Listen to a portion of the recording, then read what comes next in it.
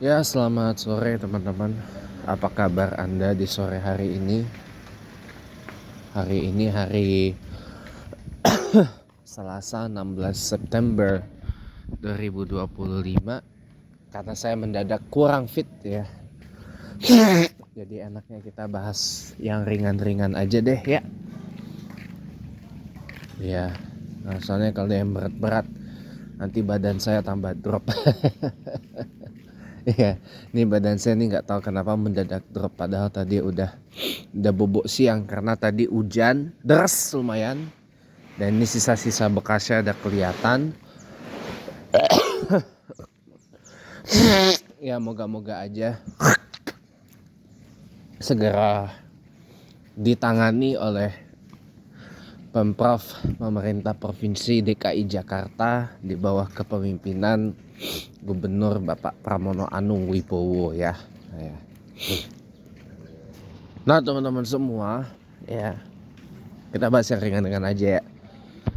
Kadang-kadang gini ya teman-teman, kita itu perlu untuk sedikit aja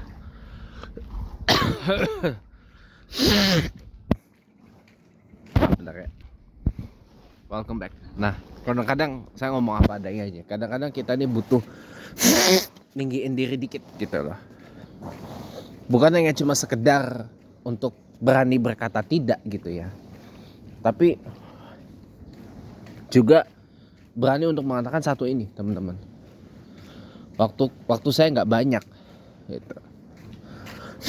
Waktu saya tidak banyak ya, atau waktuku tidak banyak gitu. Padahal kan dalam sehari ada 24 jam.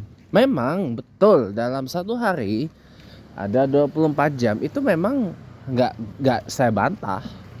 Cuma begini teman-teman, kadang-kadang orang bicara seperti itu, atau kadang-kadang ada pernyataan seperti itu diterlontarkan ataupun dilontarkan oleh seseorang, itu tuh menunjukkan bahwa orang tersebut punya prioritas tersendiri, punya prioritas sendiri. Contoh misalkan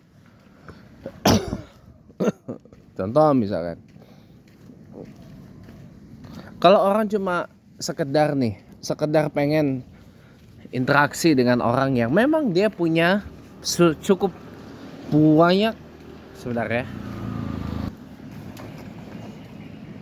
gini teman-teman ya, saya boleh lanjut ya.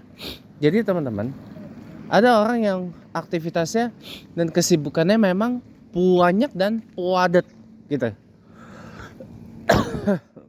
Jadi benar-benar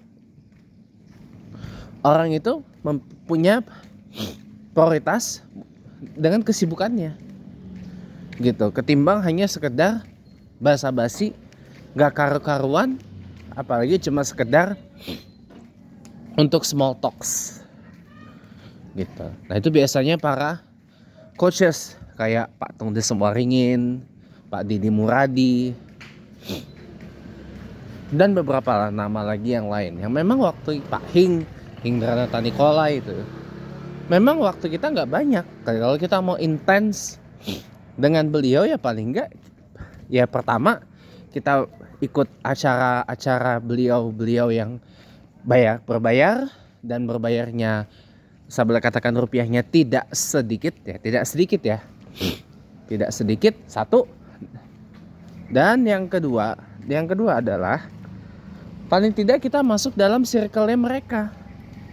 Kita masuk dalam circle-nya Pak Tung Desem Waringin, circle-nya Pak Hindranata Nikolai, atau circle-nya Pak Didi Muradi, itu aja. Jadi waktu kita akan tidak dianggap sedikit oleh beliau-beliau itu. Jadi ada orang yang mengatakan waktu saya nggak banyak, ya karena orang punya prioritas yang lain, nggak hanya sekedar untuk small talks aja, atau nggak hanya sekedar untuk basa-basi aja gitu loh. Memang kelihatannya bagi sebagian orang kelihatannya ini orang kok sombong banget ya.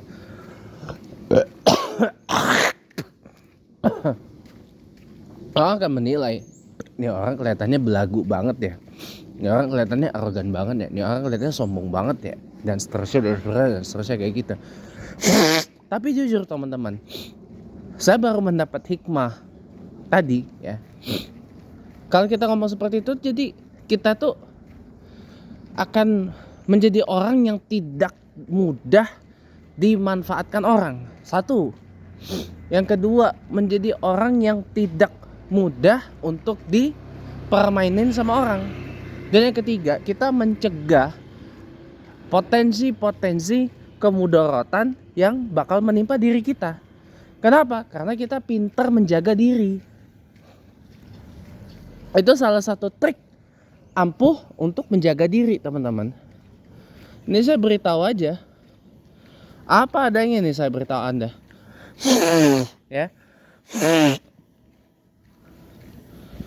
Saya beritahu Anda baik-baik nih hal ini ya. Itu adalah cara untuk kita bisa menjaga diri, teman-teman. Bagaimana cara menjaga diri? Ya itu tadi. Kadang-kadang memang kita harus seperti itu.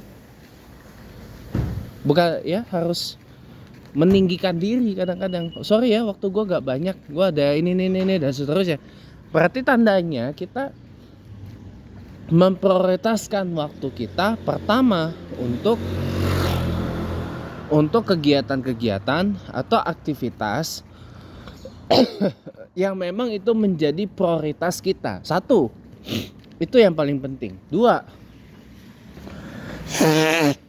kita memprioritaskan waktu kita untuk orang-orang yang memang ada di lingkup terdekat kita, yang berada di lingkar terdekat sama kita, closest circle kalau bahasa Inggrisnya tuh, berada di lingkup terdekat dari kita.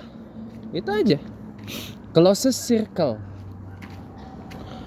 Jadi waktu kita dengan orang-orang yang gak terlalu penting itu bisa kita abaikan.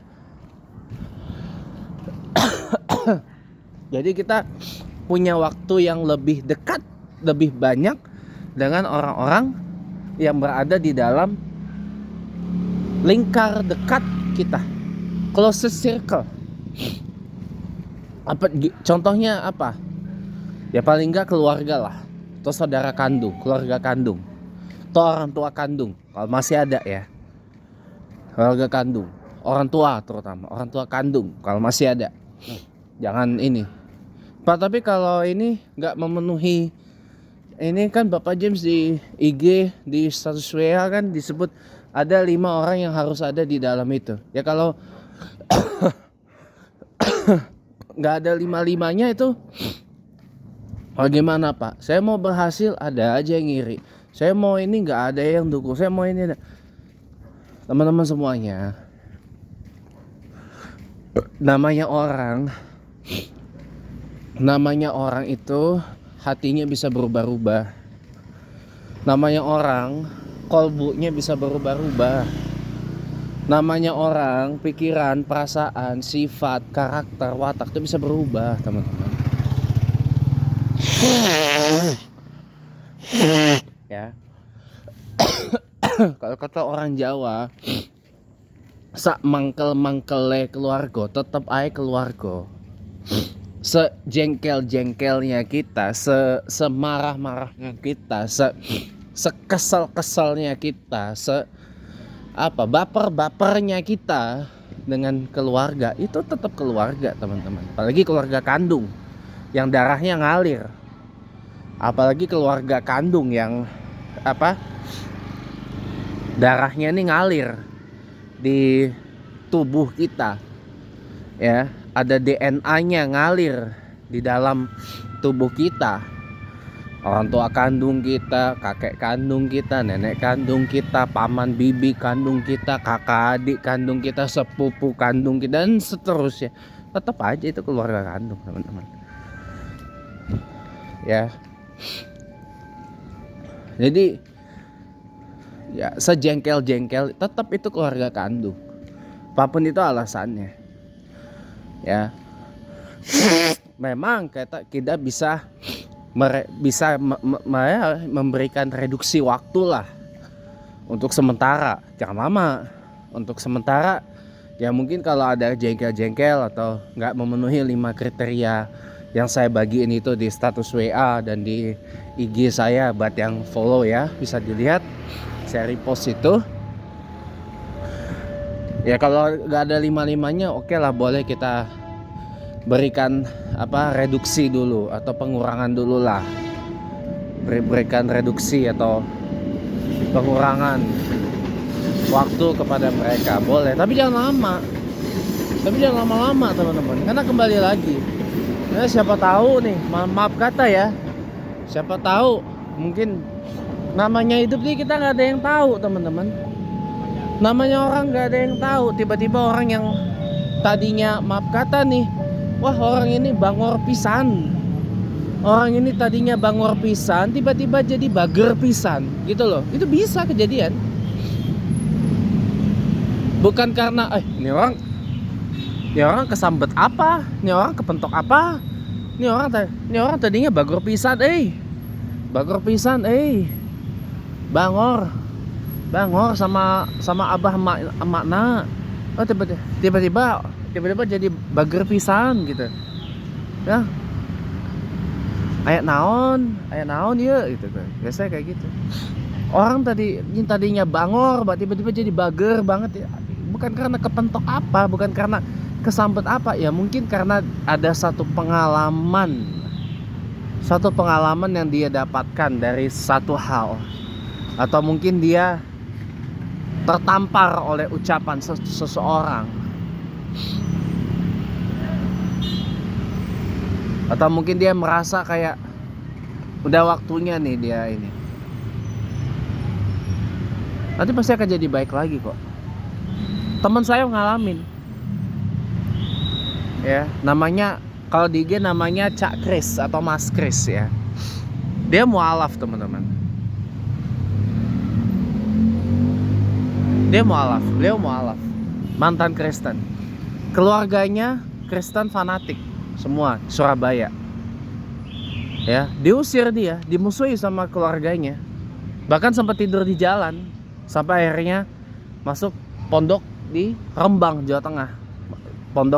Pondoknya almarhum Mbah Mun lah, Mbah Yai Maimun Zubair rahimahullah ya. Dia mondok di situ, tinggal di situ, mondok di situ ya. Tapi setelah 7 tahun rekonsil gitu. Setelah 7 tahun rekonsil gitu, akhirnya bisa terima gitu.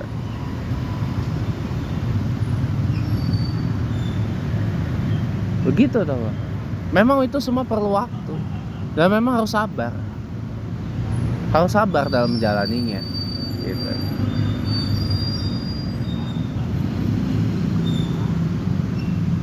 Karena memang kita belum dewasa dalam perbedaan, itu aja, simple begitu teman-teman. Jadi teman-teman semuanya gak usah khawatir kalau sama begitu itu tuh, gak usah khawatir teman-teman, gak usah khawatir ya. Paling enggak kita kalau misalkan kita ngomong, sorry ya waktu saya nggak banyak sama bapak, ibu, sama om, sama tante, sama paman, sama bibi, sama pak le, sama bule, soalnya saya bla bla bla kayak gitu. Nggak apa-apa, sekali 2 kali, jangan keseringan. Kalau keseringan nanti malah takutnya nanti dicap apa-apa, malah jadi tegang, malah timbul family feud ya kan. Jangan saya bilang, jangan teman-teman, jangan nanti malah jadi beneran family feud, jangan teman-teman, malu nanti sama di luaran. Intinya jangan tiru keluarga almarhum papa saya dah. Setelah opung nenek saya meninggal dua-duanya pada saling menjauh semua, nggak ada ininya lagi, bersatunya lagi, nggak kompak lagi. Kemarin aja haulan opung nenek saya yang datang cuman, saya kan wakilin almarhum papa, terus ada abang sepupu saya wakilin almarhum wak saya yang udah wafat, terus wak saya yang sekarang tinggal di rumah opung nenek saya, terus bau saya yang tinggal nggak jauh di rumah nenek saya, yang ada acaranya itu Jawa Pancoran tinggal. Cuma itu doang, sih saya pada nggak datang. Ya saya pada nggak datang, yang satu lagi sakit gitu. Kalau saya tuh gimana ya, ya itulah, jangan ditiru yang kayak gitu teman-teman, jangan ditiru yang kayak gitu, jangan teman-teman. Apapun yang terjadi itu tetap keluarga teman-teman, tetap saudara, apapun itu. Ya orang bisa jadi nggak baik karena ada satu hal teman-teman. Mungkin ada satu luka yang belum terobati, mungkin ada satu sakit hati yang belum terobati, mungkin ada satu luka yang terlalu lama dipendem, mungkin ada satu ibaratnya yang udah jadi koreng lah gitu, belum dikasih betadin atau semacamnya gitu ya. Mungkin simply orang itu belum berdamai aja dengan dirinya sendiri, belum ikhlas, belum ridho nerima kenyataan itu aja sih. Jadi nggak perlu harus kayak gitu, nggak usah teman-teman. Seenggaknya ya empati aja lah gitu. Biarkan kalau dia memang pengen mereduksi waktu, ya udah nggak apa-apa, kita kasih aja. Kalau mau mereduksi waktu dan mengatakan, oh sorry, waktu gua nggak banyak nih gitu. Gua ada, ya dia basa-basi aja, nyepik, kalau bahasa saya tuh nyepik lah ya, nyepik lah, nilai itulah apa segala macam gitu kan ya. Ada yang kayak gitu, ada ya, mau nggak mau kita harus hormatin.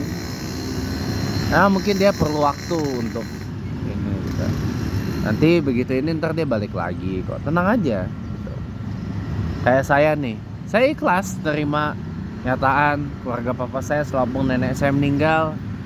Sekarang pada saling jauh-jauhan, pada saling gak kontak-kontakan, pada saling gak akrab-akraban, gak ada niat untuk sambung silaturahim satu-satu gitu kayak dulu lagi, dan seterusnya gitu kan. Ikhlas saya, nggak apa-apa. Cuma ya saya bilang ya nanti mungkin akan ada waktunya ntar rukun lagi, akan ada waktunya ntar guyup lagi, akan ada waktu. Ini hanya masalah hati teman-teman, hanya masalah hati saja itu. Mungkin ada luka yang belum terselesaikan, mungkin ada hati yang belum terobati, dan seterusnya. Rendah banget loh itu terbangnya pesawat apa tuh, Cessna atau apa tuh, pesawat private jet. Rendah banget loh, sampai kelihatan gitu mau mendarat kali. Bisa jadi ya, bisa jadi mau mendarat atau gimana, nggak tahu juga.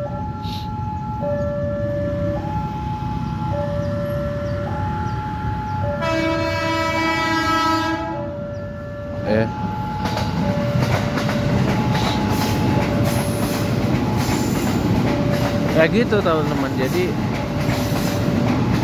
ya kalau anda tanya saya tuh nggak ada di posisi itu sekarang. Udah saya ikhlas aja. Yakin sekarang mungkin nanti akan ada waktunya guyup lagi kok.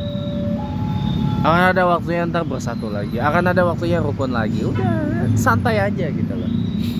Kayak tadi saya bilang, orang ada waktunya orang itu kayak baik banget, tapi kadang kita bisa kaget juga orang itu kok jahat banget ya. Tuh.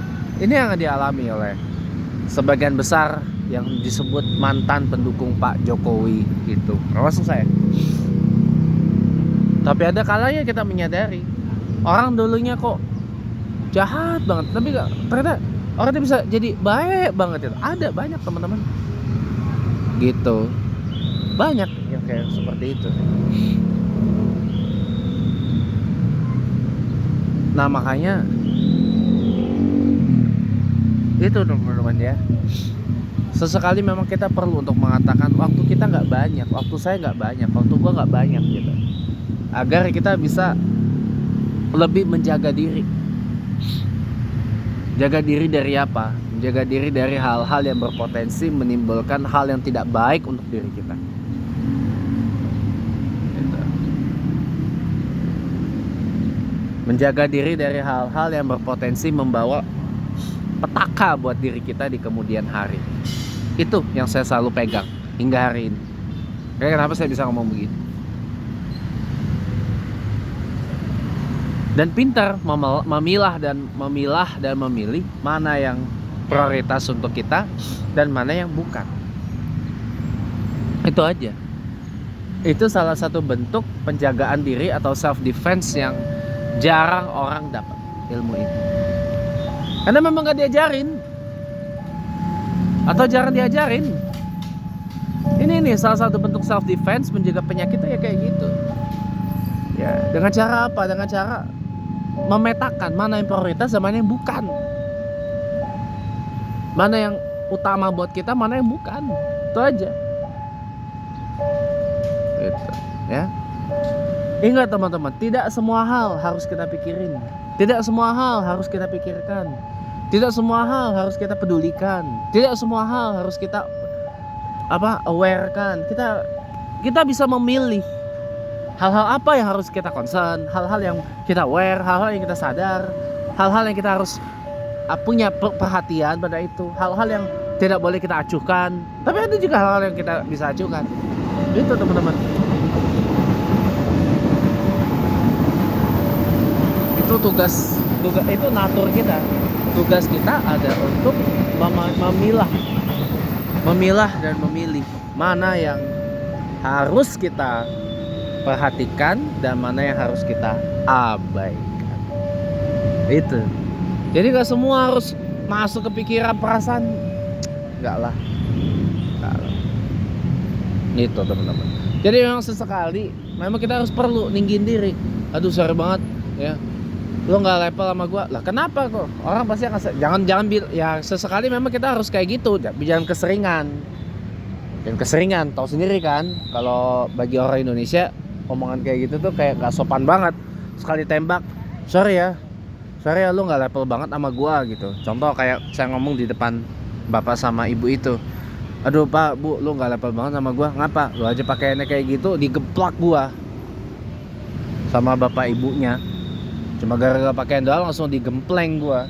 Gitu, jangan, nggak boleh. Harus ada. Makanya tadi pagi kenapa saya singgung, bedakan antara komunikasi dengan orang Asia dengan orang yang bukan Asia itu berbeda teman-teman. Kalau orang-orang Asia pada umumnya dan pada lazimnya itu senang dengan komunikasi tidak langsung, indirect communication. Memang nggak semua, kan saya bilang tidak semua, tapi saya catat di kata kunci saya ya, lazimnya pada umumnya senangnya dengan yang indirect communication.